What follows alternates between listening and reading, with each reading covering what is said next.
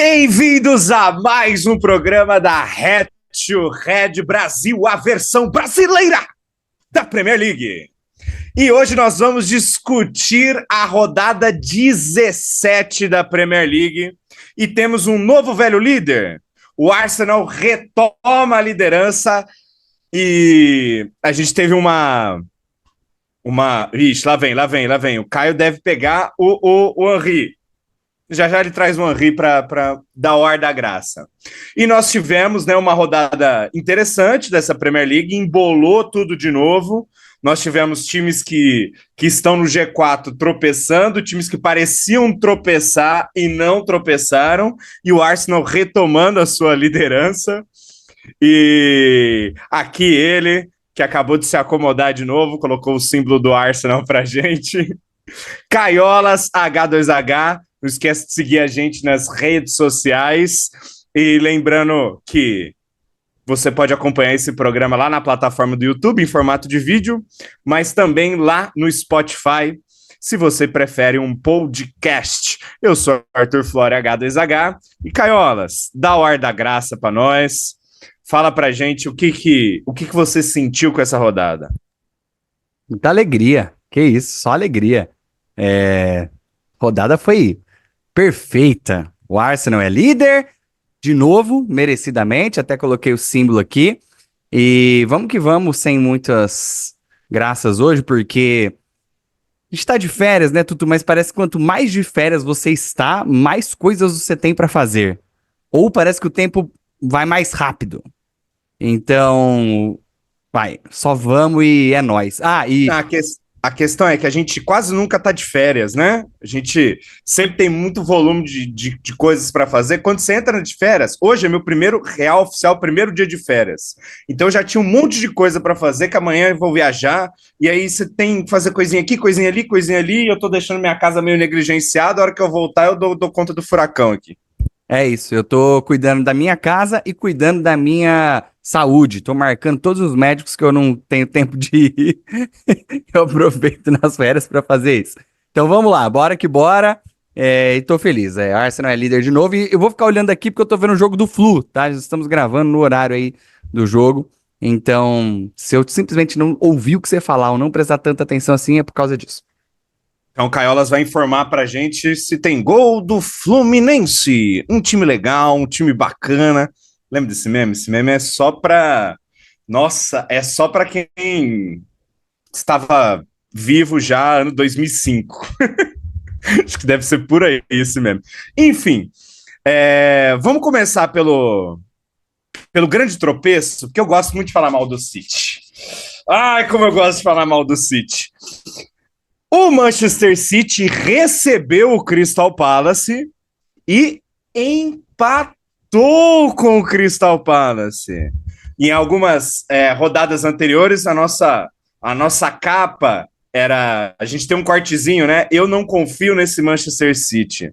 E a consistência do Manchester City que a gente vê na Champions League, a gente não está conseguindo ver sendo reproduzida na Premier League. O empate em 2-2, em que o Crystal Palace, jogando o futebol do Crystal Palace, sem muita... O Manchester City controlando o jogo o tempo inteiro, toca dali, toca daqui, consegue achar os gols, porém o Crystal Palace, nas suas escapadas, consegue o primeiro gol, depois um pênalti que é polêmico e que... polêmico que deveria ter expulsado o Ederson. E não foi expulso o Mas Ederson. o lance do Ederson não é nem no pênalti, né? O lance do Ederson acho que ainda tava 1-0 e aí foi uma falta, foi fora da área. Então, o pênalti em si, ele é polêmico, porque muita gente do Manchester City tá reclamando de uma falta na construção da jogada, que pra mim não houve. Mas o Foden, hein, que burrice. Foden faz o pênalti no último minuto, literalmente bicando o Mateta. É muito vacilo, velho. Puta merda. Não, e ele realmente chuta o Mateta, né? Ele dá um bico no cara, assim, é bem juvenil, assim, de quem não tá acostumado a jogar atrás e chutar a bola pra longe. Porque acho que ele foi dar um bicão, e aí o Mateta toma a frente, pum, chuta a canela e cai ainda. Porque eu acho que ele se machuca, porque o Mateta é gigantesco também, né? E o Phil Foden é um menino mirradinho. Phil Foden faltou um fubá pra ele na infância, não sei. Mas enfim. E ele jogou bem, né? O City As jogou duas bem. assistências. É, As eu duas acho que o assistências City são jogou dele. bem. O Foden, acho que eu não sei se a segunda assistência vai na conta dele, porque tem um bate-rebate ali meio antes do gol do Rico Lewis. Mas assim, o City joga bem. O City jogou dentro da sua proposta. Pô, o primeiro tempo foi um amasso. Vamos ser honestos. O primeiro tempo foi um. Só que a proposta do Palace era: nos últimos 5 minutos nós temos que estar vivos. Se nos últimos 5 minutos estivermos vivos, perdendo só por um gol ou empatando, se estiver empatando, é todo mundo na zaga. Se estiver por um gol, salve-se quem puder, bola na área. E geralmente o City não deixa isso acontecer, né? Quando enfrenta esses times em casa. Que o Palace também tem muitos méritos. Já complicou para o Liverpool na rodada passada, complicou para o Tottenham quando o Tottenham era líder, complicou para o Arsenal quando foi lá e visitou, ganhou do Manchester United fora. Então não é um bando de bagre correndo atrás da bola.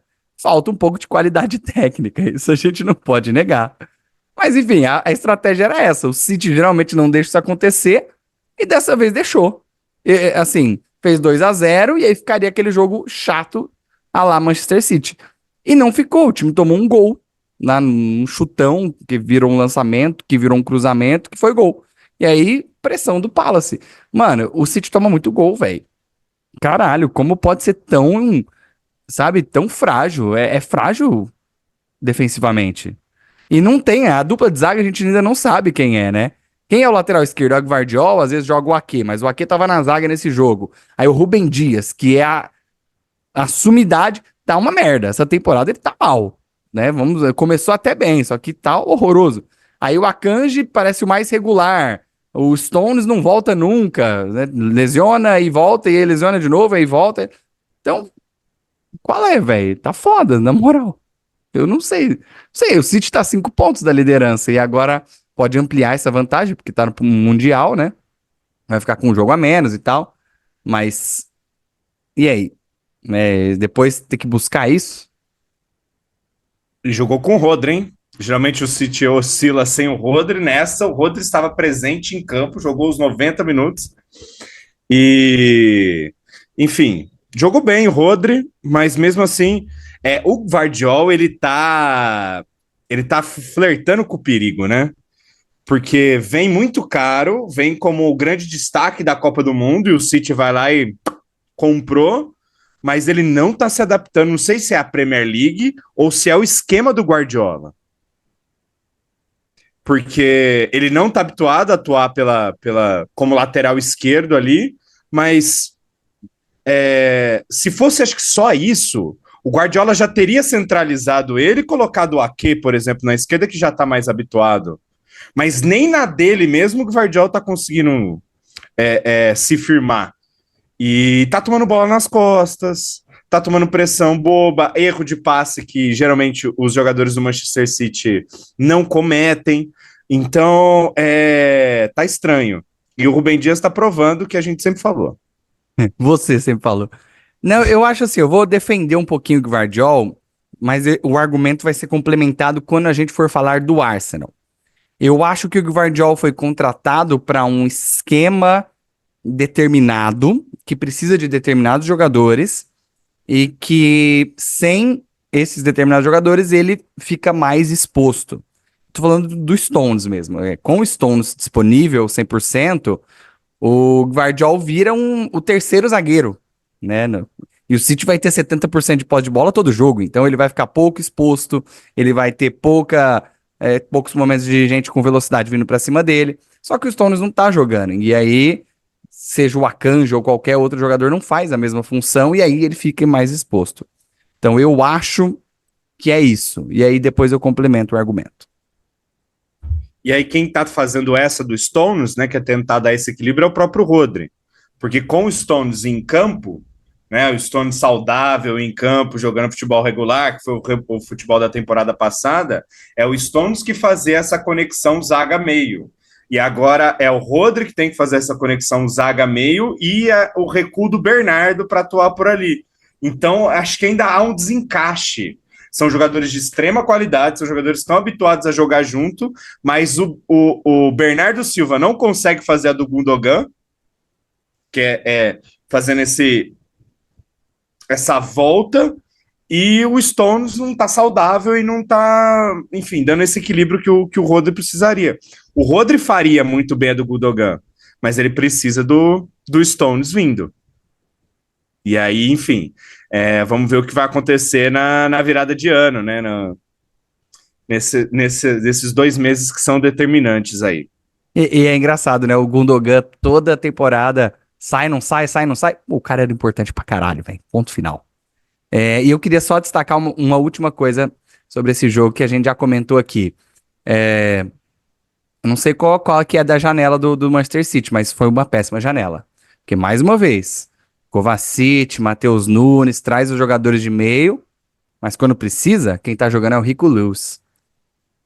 Então não precisava contratar esses caras, né? Podia investir em outras posições. Talvez um reserva pro Haaland, ou um reserva pro De Bruyne, que falta. O Haaland não jogou, o De Bruyne tá machucado. Cara, é outro esquema, sabe? Então, sei, eu não, ainda não confio no City, não. Vou fazer uma pergunta para você sobre o De Bruyne. Você acha que tá acabando? Vou justificar a pergunta. Porque a gente já vai aí para, né? Começa em agosto, setembro, outubro, novembro, dezembro. Estamos no 5º mês sem De Bruyne. Ele sai machucado na final da Champions League. Então estamos sem 5 meses sem De Bruyne. De Bruyne deve voltar ali meio de janeiro, se conseguir atuar pelo Mundial de Clubes. A gente não sabe. Está inscrito, mas a gente não sabe se ele vai conseguir atuar. Se ele voltar, começa voltando em janeiro, vamos supor que em fevereiro ele está 100% e saudável. É um jogador que vai atuar fevereiro, março, abril, maio. 4 meses. Se ele conseguir atuar esses 4 meses em alto nível, aliás, você acha que ele consegue atuar esses 4 meses em alto nível? Que geralmente a arrancada do City acontece nesse ponto determinante. Será que o De Bruyne está sendo preparado para isso? Aliás, ou será que o De Bruyne não vai dar conta de fazer isso? Eu acho que ele volta em alto nível. Só que eu não sei se vai ser tarde demais na Premier League. Que pode ser tarde demais na Premier League. E aí, talvez, por causa da idade e tal, seja o caso de dosar alguns jogos dele, porque tem Champions aí no meio, né? Começa a fase final de Champions, tem FA Cup, que também pode ser um bom título, né? O City é o atual campeão.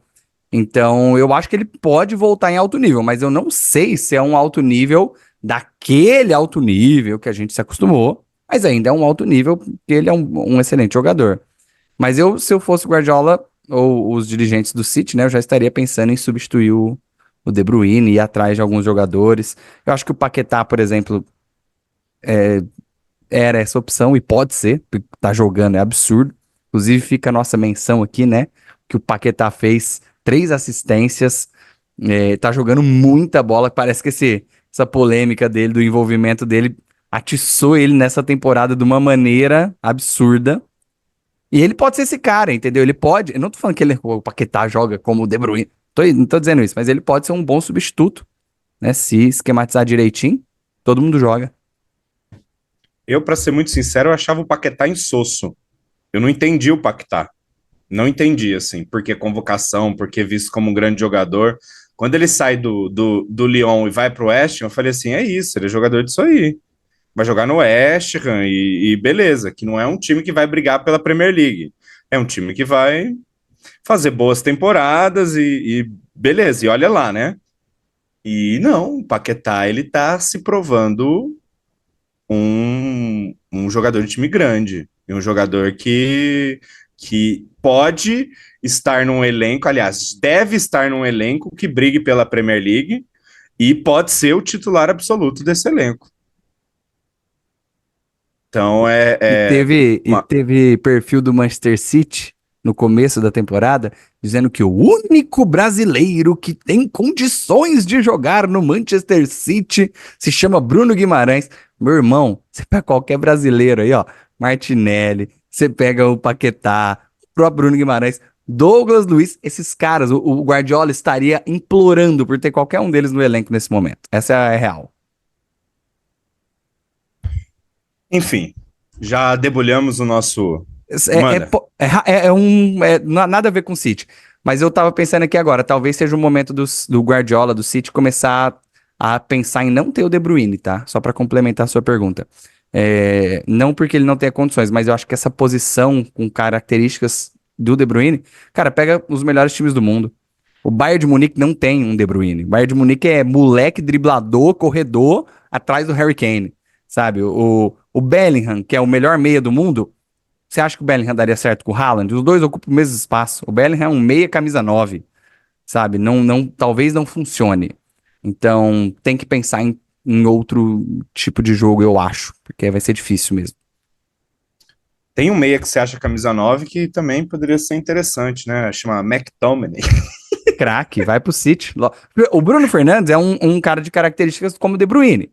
Só que acho que ele segura mais a bola do que o De Bruyne. E ele, então, teria que adaptar. Ele joga no United, né? Então ele não vai, deixa eu ir lá pro City. Não é assim. Não, o Tevez fez isso. O Tevez fez isso quando o Mas City ele não era fez isso quando nada. o City não era nada, né? É isso. Claramente dinheiro. Então, tá tudo certo. Então, enfim, posso falar do outro Crystal Palace? Vamos, porque foi o melhor jogo da rodada, pô. Foi o pior, né? Peraí. Mas podia ser o melhor. É o Ash Ketchum da cidade de Pallet, Ó, mudando o acabou de boné. chegar, tá até com a etiqueta, hein? Ó. Sensacional.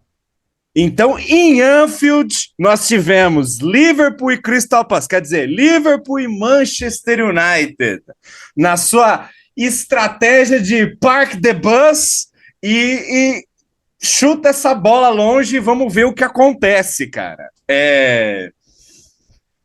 Olha, eu acho que defensivamente e consistentemente, talvez tenha sido entre as três melhores partidas do Manchester United. Da temporada ou desde que o Ten Hag chegou? Da temporada. Da temporada. Porque o time se comportou bem, não oscilou tanto.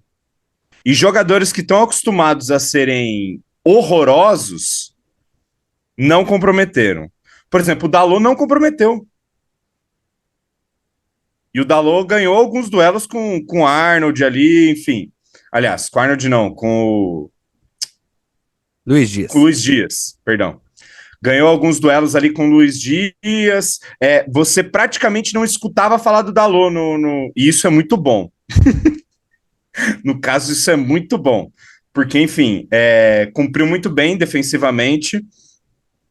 Você teve uma partida ali honesta do Evans. O Evans fez sua partida honestamente. E o Varane, melhor do jogo. Varane, melhor do jogo. Eu Porque, gostei do assim, Anthony também. vixe, você vai elogiar o Anthony? Cara, eu vou. Não, parece que eu pego muito no pé do Anthony, mas eu gosto do Anthony. Eu acho ele um cara humilde. Isso é um fato, eu tô falando sério. Às vezes ele faz umas faltas. Ele é um cara que faz. O que o técnico pedir, ele vai fazer. Então ele é muito humilde nesse ponto. E no Manchester United, nesse jogo, ele fez isso. E às vezes ele dá umas pegadas, umas chegadas, mas ele é honesto de falar, tipo, peguei, foi mal. Tipo assim, ele não é um cara na maldade. Então, eu só não acho que ele é bom ofensivamente. Mas aí são outros 500. É tipo o Romero no Corinthians. Era ponta.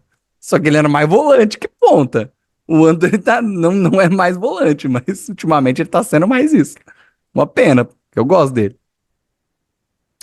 O Anthony, eu também acho que ele jogou muito bem. Só que, assim, mais uma vez, né? O jogar bem do Anthony não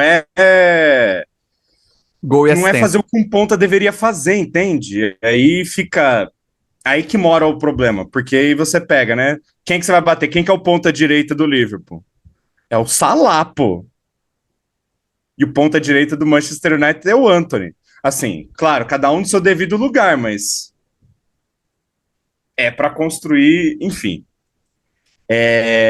Varane, para mim, melhor da partida. O Antony, muito solidário. Luke Shaw, tava com medo dele não conseguir jogar o jogo inteiro. Conseguiu jogar o jogo inteiro. Morreu um pouquinho no segundo tempo, mas atuou bem. E o Mainu, hein?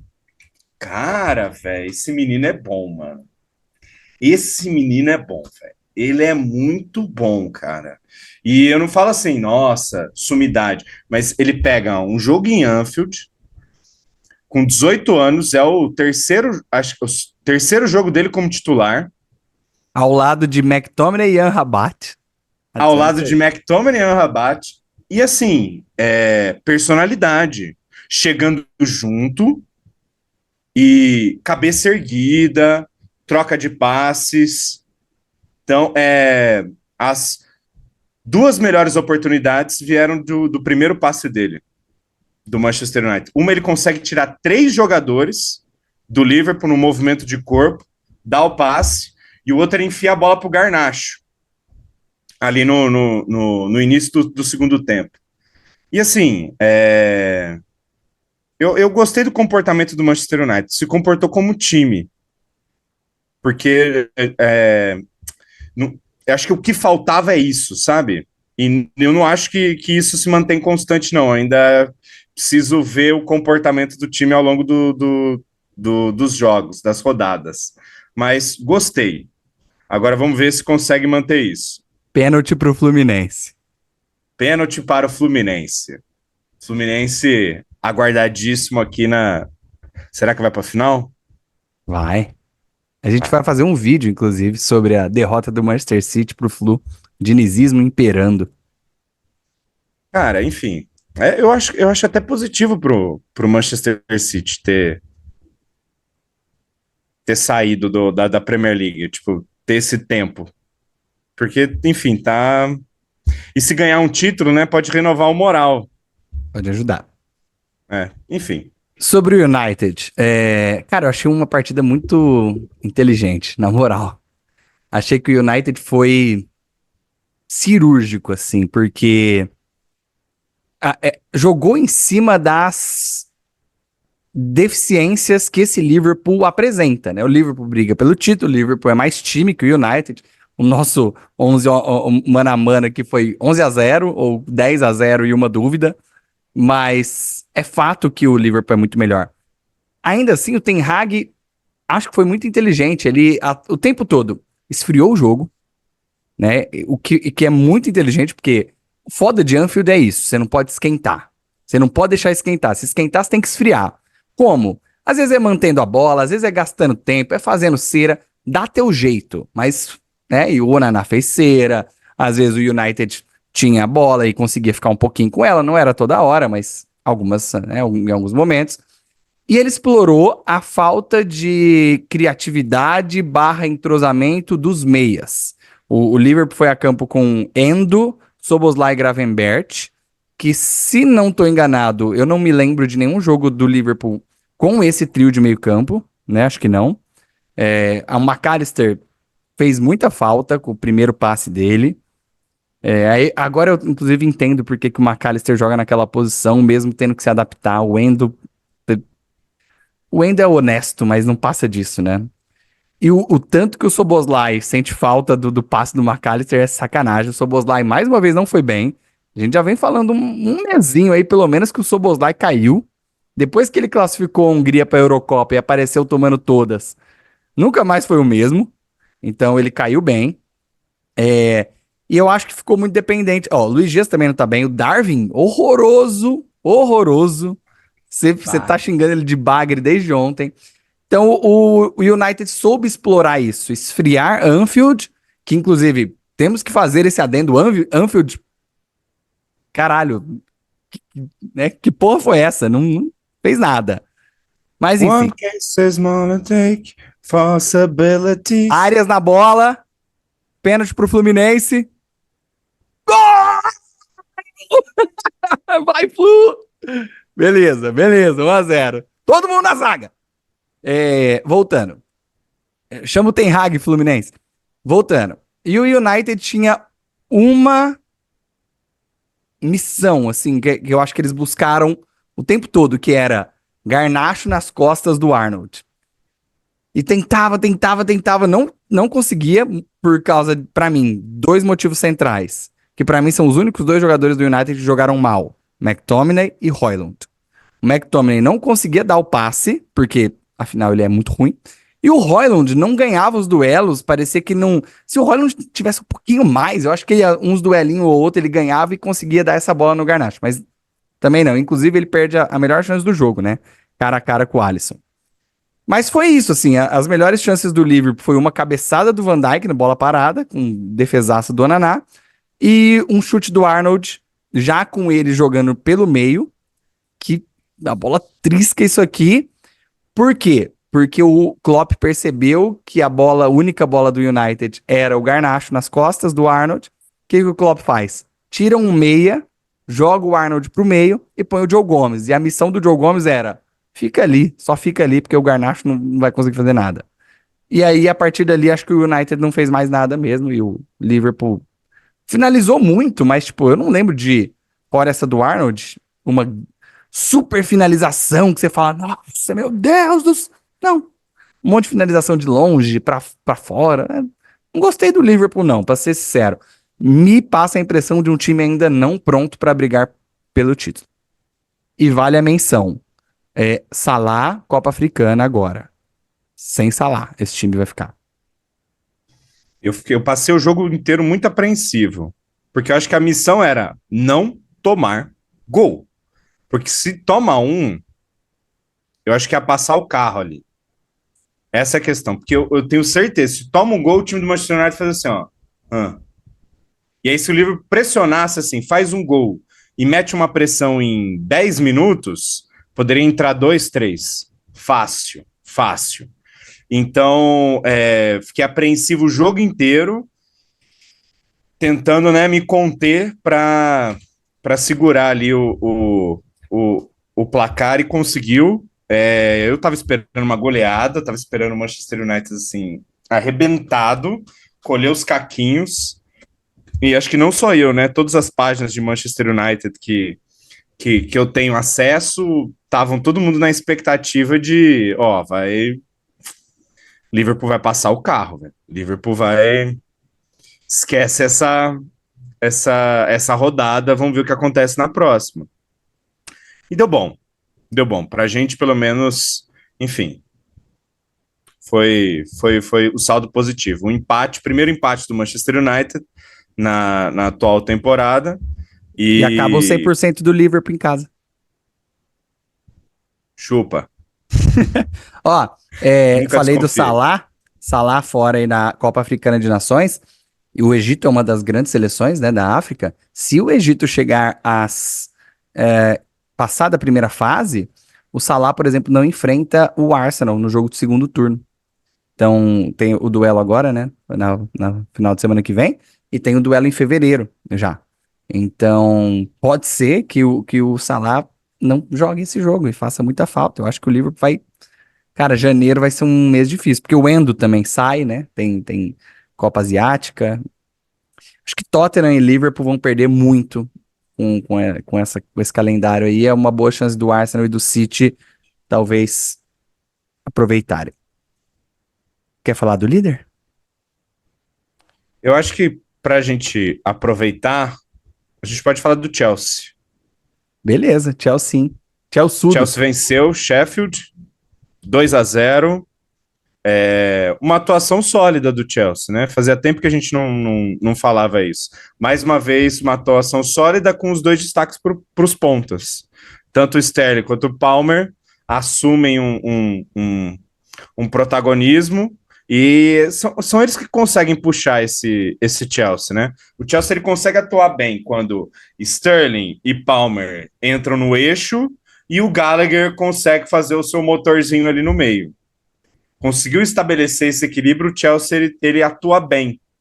Agora, quando um desses destoa, parece que o Chelsea não consegue se manter, ou tenta se impor, mas abre muito espaço, e aí toma muito contra-ataque, porque é um time que propõe muito, mas ao mesmo tempo é muito agredido também. Então fica essa, esse desequilíbrio no time do Chelsea. Enfim, O, o- Sheffield, né? então, o que eu não gosto do Chelsea é isso. Os melhores jogos do Chelsea na temporada são contra os grandes. E aí, então, foi muito bem contra o City, foi muito bem contra o United, apesar da derrota, foi muito bem contra o Arsenal, foi bem na primeira rodada contra o Liverpool. Então, assim, são jogos em que o Chelsea vai muito bem, principalmente em casa. É, e por quê? Porque essas equipes dão muito espaço, afinal são equipes que atacam. E os outros bons jogos do Chelsea são contra o Luton Town, Sheffield United, Burnley da vida. Então, assim, ou você vai muito bem porque o outro time te dá espaço, ou porque ele é muito ruim. E aí você pega vários desses times de meio de tabela, o Chelsea não faz nada, perde, Nottingham Forest, perde, sabe? Então, assim, é isso que me preocupa, mano. Não consigo gostar. Porque você pega o jogo do Chelsea é contra o Sheffield, você fala, vai ganhar, vai. Por quê? Porque o outro time é ruim. Você pega um jogo do Chelsea contra os grandes, você fala, vai ser legal. Por quê? Porque ele joga e deixa jogar. E aí, nesse joga e deixa jogar, mostra que tem qualidade, mas que é uma fragilidade gigantesca. Mas quando o Chelsea pega um time de meio de tabela, que olha e fala, pô, é o Chelsea, vamos meter um ferrolho aqui? Vamos. Aí esse time ganha porque quando chega tem qualidade, e ganha porque o Chelsea não consegue demonstrar essa qualidade porque não tem espaço. O Palmer pelo menos fez gol e não foi de pênalti. Aí, ó, vantagem. Saiu com uma coisa boa pra comemorar. Aquela alfinetadinha, né? Os últimos dois E dele não foram de pênalti contra o United e esse. Olha só, tá evoluindo. é, você acha que o Bowley vai dar o tempo para o Pochettino arrumar esse time? Porque a Vai. expectativa é que arrumaria nessa temporada. Já se passaram praticamente meia temporada e, enfim, ainda é um time oscilante. Vai, porque tá dando lucro.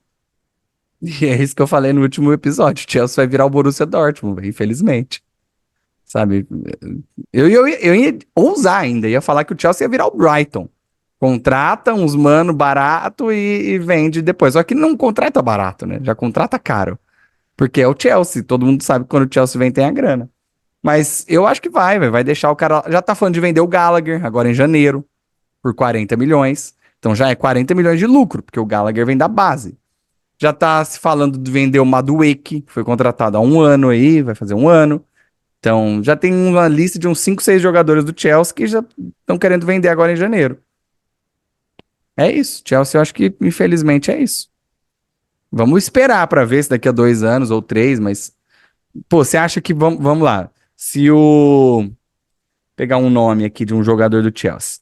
Mas o Se Pochettino o. com carreira longa, assim, no Chelsea? 3 anos, 4 anos? Eu acho. Eu vejo. Não é mais o É o mesmo técnico, Chelsea. é esse técnico.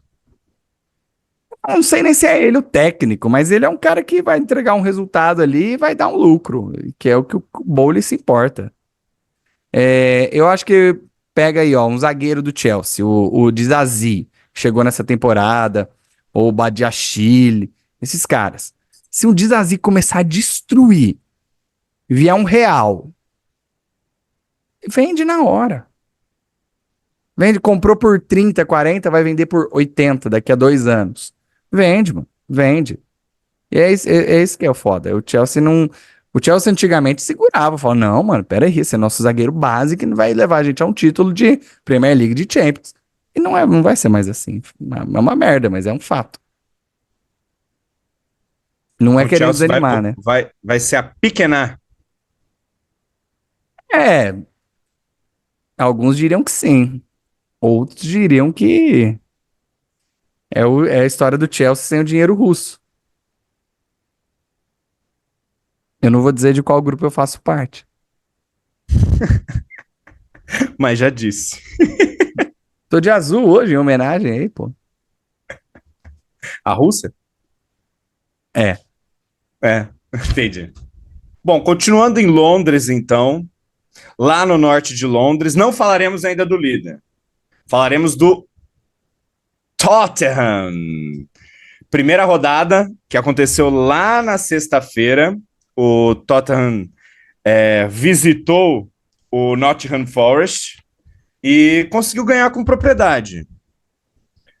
Mais uma vez, o Angeball deu certo, foi mostrado e nós tivemos mais uma vez uma grande atuação do Kulusevski, que com um gol e uma assistência conseguiu fazer o Tottenham vencer, e o gol dele. Mais uma vez, o Pombo marca e ainda meteu a comemoraçãozinha. Mais uma vez o Richarlison marca e já tá se superando, hein? Se na temporada passada um gol só, nessa já tem 3. Gol de camisa 9, né? Que a gente falou aqui. Se o Richarlison entender que ele só ficar parado ali, bem posicionado, ele vai meter gol, foi o que aconteceu, né? Não é bem só ficar parado, né? Atacar o espaço, fazer a movimentação. E tem uma curiosidade, mano, que eu fui me tocar só agora. O gol do Richarlison, esse gol que ele fez foi de cabeça, né? Ele só fez um gol pelo Tottenham com o pé, que foi na rodada anterior. Na assistência do Son contra o Newcastle, né? E todos os outros gols dele, tudo de cabeça pelo Tottenham. Desde a temporada passada, até pela Champions. E olha só, o menino Richarlison aí mostrando boas virtudes com a cabeça do pombo, né? Alguns diriam que é a rolinha. Mas muito bem. O Kulusevski assumiu o Madsonismo, hein? O protagonismo que o Madson tinha no time. E ele merece. Tá jogando muito, moleque. Tá vendo? Tamo dando a moral certa pro cara certo, Tutu. Eu acho que a máscara, cara. Depois que ele vestiu aquela máscara, depois que ele tomou aquela singela cotovelada, ele se fez mais presente, cara. E tá, não, de fato, a gente, né, nas primeiras rodadas que a gente falou do Kulusevski, a gente falou, ó, tem que ver, tem que dar tempo para ver se ele vai se demonstrar assim, parece que é um jogador útil, mas que não consegue converter em assistência em gol, tá aprendendo, né? Tá aparecendo cada vez mais, é um dos pontas direitos, assim, que mais estão se destacando nessa Premier League, enfim, tá, tá bem legal de ver. E tá assumindo o protagonismo que a gente Esperava, esperava que né? assumisse. Acho que sim. E o Angebol funcionou, né? Pressão alta. Era um jogo difícil. Era um jogo bem difícil. John Kennedy, 2-0. Vamos, Flu! John Kennedy mete gol todo jogo. O cara é absurdo. Você viu a declaração dele? Se ele não fosse jogador de futebol, ele provavelmente seria produtor de eventos, que ele gosta muito da noite. Ele trabalharia na noite.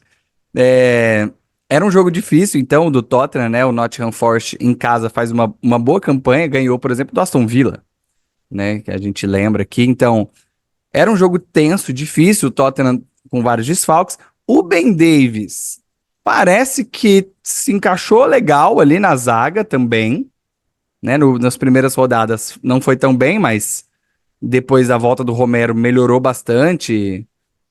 Acho que o sistema defensivo do Tottenham deu um upzinho também. O Pedro Porro tá jogando bem e tal. A notícia ruim é o Doug tomou cartão amarelo, estava pendurado, não joga a próxima rodada. E o Bissouma, Bissouma. né? Que perde a cabeça. Foi a segunda expulsão direta dele. Não, direta não. A outra não foi direta, foi 2 cartões amarelos contra o Luton, mas, cara, que isso? Sabe? Sola no joelho do cara, velho. E aí a Foi. gente, assim, vamos relembrar, né? Falamos da Copa Africana, então o Bissouma fica fora aí dos próximos jogos até janeiro, já emenda a Copa Africana, ou seja, o Bissouma volta a atuar pelo Tottenham em fevereiro. Um dos pilares do time. Mais uma vez, o Tottenham vai ter que jogar com o meio-campo Craque Højbjerg. recortado, né? Højbjerg, velho. E o Sar sai também, né, pra jogar a Copa. O Son sai pra jogar a Copa Asiática. Então, assim, Kulusevski assumindo protagonismo, Lo Celso voltando, Ben Davies bem na zaga, isso tudo é ótima notícia. Possível volta do Maddison, ótimas notícias, mas temos notícias bem ruins também, que podem levar a tropeços. Eu confio no Angebol, acho que o Tottenham briga com sorte ali, né, dependendo da campanha do Villa, enfim, briga por essa quarta vaga, mas eu não sei, eu tô com um pezinho atrás aí, acho que o Villa mostra um pouco mais de força nesse momento. E por falar no Villa, duelo difícil, hein? O jogo foi tenso, hein? Foi uma guerra. Nossa! Jogo com expulsões de ambos os lados. Ambos os lados é ótimo, né? Expulsão dos dois lados. E Brentford saiu na frente, 1-0. Te achando que o Villa não ia conseguir. O Villa empata e vira com o Ollie Watkins, velho. O Villa, ele tá surpreendendo, não tá? Tá. Tá Mas porque você é o acha que Unai aguenta? Emery, eu acho ele ruimzão, mas tudo bem. Mas você acha que aguenta? Não, já falei que não. Já falei que não. Aguenta, não. Cara, assim, era um jogo tão difícil quanto o do Tottenham, só que eu acho que ainda mais difícil, porque o Brentford é melhor que o Forest, e tornava mais difícil ainda o jogo a ausência do Digne e Douglas Luiz. Os dois tinham tomado cartão, estavam fora, mas a expulsão do Ben Mee foi bem determinante para o resultado. Eu acho que se o Mee não fosse expulso, poderíamos ter um jogo, talvez o placar de 1-0 se mantivesse. Porque o esquema de 5 zagueiros ali do Brentford é muito consistente e o Villa até então não estava demonstrando muita qualidade para poder ultrapassar. Eu não sei, você achou? Eu achei a expulsão meio criteriosa. Eu acho que a Premier League tá pegando um pouco demais nessas expulsões de entrada solada no adversário. Eu sei que é perigosa. Mas, por exemplo, é um absurdo que a gente comentou aqui nas 2 rodadas anteriores, o jogador do Brentford não ter sido expulso contra o Sheffield. Não foi expulso. E aí o Ben Mee é expulso nesse lance em que de fato pega, mas é um raspão. Tipo, é uma raspadinha assim no tornozelo. Enquanto o outro, que é uma entrada pisando, não foi expulso. Sabe? Então eu acho que a Premier League não mantém um critério dessa porra. E aí é óbvio que essas expulsões interferem em resultados, né? Enfim. Assim, o lance, eu também achei que foi uma raspadinha, também achei criteriosa, e, e você vê que a arbitragem da Premier League, ela precisa, eu acho que ainda a gente fala de quase toda a rodada da arbitragem, precisa de um refino. O que é esse refino? Estabelecer um critério e que esse critério tenda a ser o fio condutor. E aparentemente, né, as tentativas de modificações que tiveram para essa temporada, eles já perceberam que não deu muito certo. E aí eu acho que está um pouco muito solto, assim. Árbitros que são mais tradicionais, eles mantêm um jeito de apitar. E os árbitros mais novos estão oscilando e mantendo um outro jeito. Parece que tá desconexo ainda as informações da arbitragem. Enfim. Eu acho que critério é a palavra, né? Vamos comparar lances. Esse do Ben Mee ou o que a gente comentou aí do Brentford contra o Sheffield? Esse do Ben Mee ou a entrada do Kovacic no Odegaard? Esse do Ben Mee ou a entrada do Romero no Enzo? Porque alguns são, outros não são cartão vermelho. Qual é o critério? O que eu sinto que a arbitragem é que ela quer chamar muita atenção, mano. Isso que é foda. Né? Na Inglaterra eles querem chamar muito. O Michael Oliver expulsando o Dalot. O cara quer chamar atenção, velho. Não existe outra razão. Não existe outra razão. Ele errou, porque era lateral pro Manchester United. Aí o mano reclama com razão. Ele dá o amarelo. No que ele termina de mostrar. Ele tá ainda mostrando o amarelo e o Dalot continua reclamando. Quer dizer, você já tá punindo a reclamação. Ele vai lá e dá outra. Ele É considerou os parecer demais. dois, ele considerou os dois socos do Dalot. Nossa, Dalot dá olha. 2 socos no ar. Tipo, Nossa, né? ele xingando porque a bola pega no Salah, o Salah chuta para fora. A bola era do Manchester United. E aí xinga. E aí ele vem com o amarelo. Na hora que eu vi o amarelo, eu falei, ah, beleza. É critério. Mas aí logo depois, a câmera nem tava no Michael Oliver. Na hora que vem o segundo amarelo e expulsa. A narração até se surpreende, tá expulsando o Dalot? E no Isso, mesmo jogo, o Darwin Nunes chutou a bola pra longe e aplaudiu o bandeirinha na cara dele, assim, no mesmo jogo. E não foi dado o vermelho. Então, assim, é critério. O Guardiola meteu a mão, o dedo na cara Rodada do juiz passada. na rodada Rodada passada. passada, o Guardiola mete o dedo na cara do juiz. Não, tá tranquilo. Entende? É foda, velho. É muito difícil, assim, mesmo, né? Sabe? Porque é muita coisa em jogo pro cara simplesmente querer aparecer. Às vezes ele quer, às vezes ele não quer. Depende do time, depende do estádio, depende. Sabe? É tudo isso. Então, é foda. Mas, enfim, ótima vitória do Vila. Muita força, um ponto atrás só do líder. E rodada que vem o Vila pode assumir a liderança. Se Arsenal e Liverpool empatarem, se não houver vencedor, e o Vila vencer o seu jogo, o Vila pode se tornar o líder da Premier League. E Merecidamente.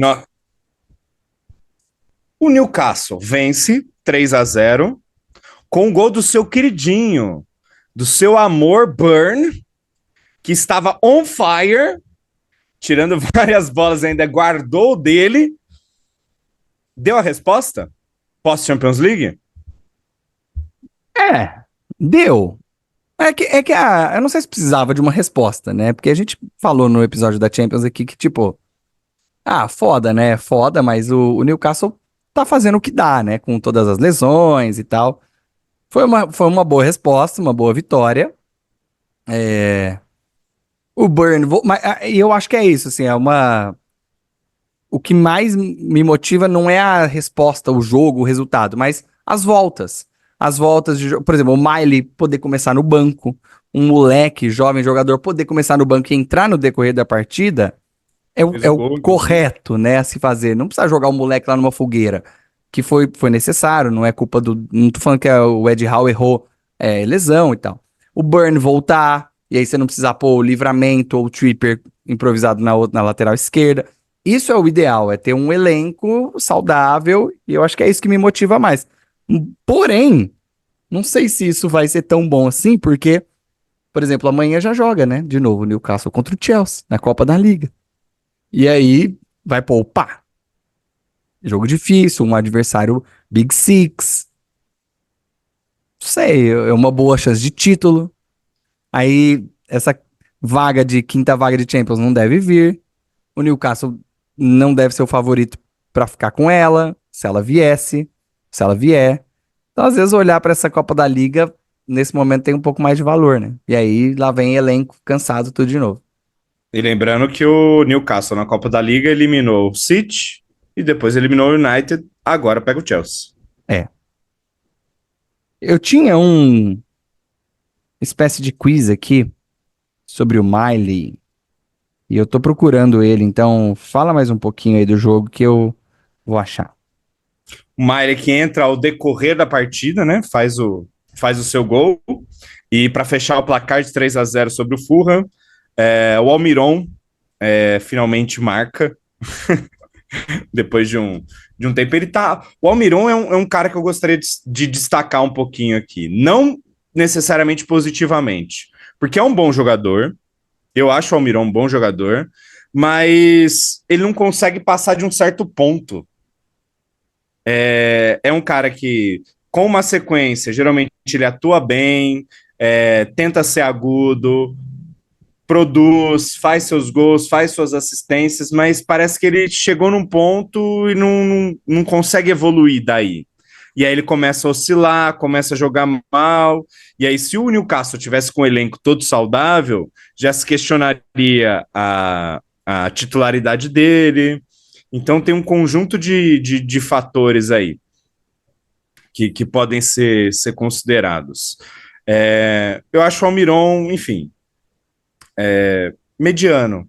Acho que o Newcastle, com o recurso que tem, com, com o lugar que ele está se colocando na Premier League, do que ele vai disputar, eu acho que ele tem que começar a repensar um ponta-direita. Acho interessante essa colocação e concordo. Acho que o Almiron é um útil, mas não grande jogador. E Que é eu isso. gosto, por exemplo, os dois centroavantes bons, Callum Wilson sempre entrega, e o Isaac é muito bom tecnicamente. Está oscilando agora, mas é muito bom tecnicamente. Na ponta esquerda, você tem o Gordon, que assumiu a camisa 10 e vem fazendo bons jogos, embora também não acho que seja um jogador sumidade. Mas o Newcastle contratou um jogador para competir com o Gordon e que acabou se machucando, que é o Marsh do Leicester. Ah, o Marsh, Barnes, o Harvey Barnes. Barnes. O Marsh foi pro outro. É do Enfim, Brighton, Solly March. Brighton. Bom jogador. Gosto. Ó, sobre o Miley, achei aqui. Então, quiz rapidinho pra você. Tu vai ter outro depois. O Miley fez o gol e ele se tornou o 8º mais jovem jogador da história da Premier League a marcar um gol. 8º. Então tem 7 na frente dele. Desses 7, eu imagino que 2 você não faça ideia de quem sejam, então eu vou dar a resposta. O mais jovem da história é o James Vaughan, jogador do Everton. Imagino que você não saiba, que marcou com 16 anos e 270 dias. E o 6º da lista é o Andy Turner, do Tottenham. Os outros 5, segundo, terceiro, quarto, quinto e 7º colocados, você se arriscaria? Eu posso falar os clubes para te ajudar. Manda. Então, o segundo colocado, ele é do Leeds. Desculpa, Leeds United. Marcou pelo Leeds aos 16 anos de idade. Mas ele é muito conhecido porque jogou em vários clubes da Premier League. Liverpool, Manchester City, Aston Villa. James Milner. James Milner, muito bem, parabéns. Terceiro colocado é um dos seus grandes ídolos. Marcou aos 16 anos jogando pelo Everton. Wayne Rooney. Muito bem, Rooney. O quarto colocado marcou aos 17 anos de idade e jogava pelo Arsenal. Foi capitão da equipe por muito tempo. Depois jogou no Chelsea também. Um dos caras que eu mais amei na minha vida, jogador do Arsenal. Ashley Cole. Não, Ashley Cole, por favor. Esse eu odiei. Você mais amou na sua vida? Eu tenho camisa com o nome dele, pô. Espanhol. Jogou no Arsenal ou jogou no Chelsea? Mas não foi direto do Arsenal pro Chelsea. Ele passa pelo Barça no meio. Espanhol. Puta Fácil merda, de parece... Ah, tá. Fábregas. Fábregas. O quinto colocado era um jovem jogador inglês, jogava pelo Liverpool, já foi melhor do mundo. Michael Owen. Michael Owen. E o 7º é talvez um dos jogadores, talvez dessa lista o pior, que basicamente ele só marcou esse gol aqui que ele fez com 17 anos. Jogava Maqueda. pelo Manchester United, Maqueda. Nunca esqueci desse gol. É isso. O Foi um dos Sterling, gols que eu mais analista. comemorei na minha vida, velho. Foi esse gol, mano. Tá maluco. Maqueda, esse maluco horroroso. As condições do jogo eram sensacionais, cara. Era mesmo. Ele entrou, primeira bola dele. Ele de costas, dá o tapa pra direita, gira e bate. A bola faz uma curvinha assim, pega na bochecha da rede. Golaço. Puta golaço. É isso. Então tá bom. Vai, Caio. Agora é aquele momento que você se debruça nas palavras Ai, que e delícia. abre seu coração para falar a respeito de como é olhar para frente e não ver ninguém. Nem olho pra frente, eu olho só pra trás pra olhar, pra rir dos outros. Ficou muito ridícula essa frase. Lá ele. Enfim. Cara, o Arsenal foi bem. 2-0. Foi um jogo que eu me orgulhei, assim. Eu olhei e falei, porra, jogou pra caralho. Porque assim, o Brighton é um bom time, um belo adversário. Já vou emendar o quiz, então, rapidinho, Tutu. O Brighton vinha numa sequência de 32 jogos seguidos, fazendo gol. Então, muitos jogos, desde março, o Brighton não passava um jogo em branco. E passou o jogo agora. Os outros clubes que tiveram uma sequência maior que essa, você sabe quais seriam? De mais jogos? Manchester City, Não, o City está abaixo, 29 jogos. Manchester United, O Manchester United, entre dezembro de 2007 e novembro de 2008, quase um ano, 36 jogos seguidos, marcando gols. É o terceiro da Arsenal, lista. O Arsenal é o primeiro entre maio de 2001 e novembro de 2002, mais de um ano, e é disparado com 55 jogos seguidos. E o segundo colocado tem também 36, assim como o Manchester United foi entre 2019 e 2020. 2019, 2020, Liverpool. Liverpool, muito bem. Março de 2019 até fevereiro de 20, quase um ano também. E o atual Tottenham está desde março também, completou 29 jogos.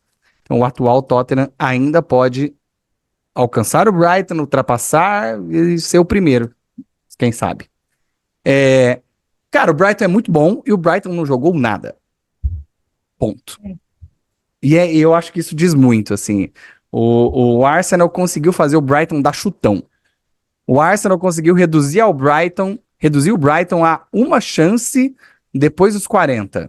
Não, depois dos 35, acho, do segundo tempo. Que é uma bela chance, inclusive, é quase gol.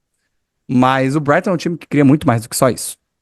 E eu acho que é isso. O De Zerbi falou na entrevista, falou, mano, não é, a gente fez, mas a gente não conseguiu fazer, porque o outro time era muito bom. Então eu acho que esse foi o primeiro jogo que a gente viu o equilíbrio de ótima solidez defensiva, não deixar o adversário jogar, que era o Arsenal de agosto, setembro, outubro, e criatividade e produção ofensiva, que é o Arsenal de novembro e agora dezembro. Ainda pecou em não fazer gol. 2-0 foi meio pouco, assim, pro que o Arsenal jogou. Podia ter sido uns 4. Tem boas defesas do goleiro também, mas... muita chance perdida. Então, o Arsenal me deu orgulho, felicidade, alegria. Kai Havertz, quem diria, hein? O Havertz tem mais gol na Premier League que o ataque do United inteiro. Só dizendo. Mas também não é parâmetro. Havertz muito bem, marcou mais um. E aqui vai a minha justificativa lá do Gvardiol. O Havertz foi contratado no Arsenal para jogar com o Jesus. Só Jesus salva Havertz. Mas começa a observar, quando você assistir aos jogos do Arsenal, quando o Arsenal tá com a bola, tá construindo, quem é o camisa 9? Não é o Jesus, é o Havertz. Ele sai do meio e vira o 9. Quem busca a bola dos zagueiros é o Jesus. Quem combina com o Martinelli na esquerda é o Jesus. Então o Havertz, ele não é o que o Xhaka era. O Xhaka combinava com o Martinelli, o Xhaka dava saída de bola. Não, o Havertz vira camisa 9. Os lançamentos do Rai é tudo pro Havertz. Tanto que o Havertz faz os gols que ele faz, é tudo como camisa 9. O Jesus ajeita, ele entra pelo meio. O Nketiah sai da referência, o Havertz ocupa o espaço e recebe na cara do gol. Então ele tá se encaixando, mas ele tá se encaixando porque ele precisava do Gabriel Jesus. E o Jesus estava machucado no começo da temporada, era o Nketiah que jogava. E o Nketiah é horroroso. O Nketiah ocupa o espaço que é pro outro ocupar. Ele joga para ele mesmo, não pro time. E essa queda do Martinelli tem a ver com isso. A gente acha que o Martinelli tá jogando menos, mas na verdade ele tá jogando menos porque quem tava jogando era o Havertz e o Nketiah. Aí o Nketiah ocupava o espaço do Havertz, o Martinelli ficava isolado. Odegaard voltou a jogar bem. A gente precisa falar que o Odegaard tá jogando bem. Mas ele dá uma enfiada pro Saka no primeiro tempo, de 3 dedos, maravilhosa. E o Declan Rice, eu acho que se o Arsenal fizesse um Pix de mais 100 milhões pro West Ham, eu não reclamaria. Ele vale 200. 100 é pouco. É isso. Declarações fortes. Eu acho que o que eu ia destacar primeira coisa, o Arsenal jogou como campeão. Tive essa percepção. E a segunda coisa que eu ia destacar foi um jogo que acho que foi o primeiro jogo que o Odegaard me brilhou os olhos, assim. Eu falei assim, realmente esse cara é muito bom.